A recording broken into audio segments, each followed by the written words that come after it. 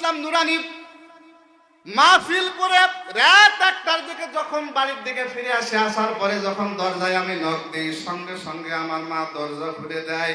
আমি জলুন দুঃখী মারে ডাক দে, বলি মা এত রাত্রি হয়ে গেছে, 1টা বাজে 2টা বাজে, ঘুমাও না? মা বলে না রে না, যখন তুই ঘর থেকে বের হয়েছিস ওয়াজের জন্য চাপাই গেছিস, ময়মনসিংহ গেছিস, আমি ঠিক তখন থেকে আল্লাহর কাছে দোয়া করতেছি, আল্লাহ আমার কলিজার ধন যেন সঠিকভাবে ফিরে আসতে পারে।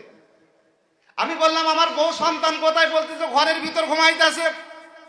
আমি চিন্তা করলাম মার ভালোবাসার বোর ভালোবাসা একটু পার্থক্য করার জন্য আমি বোর দরজায় যে ঠোকা দিয়েছি, দরজা কিন্তু খোলে না।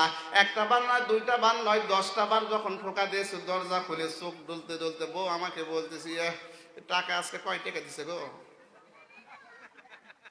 আমি চিন্তা করলাম সর্বনাশ।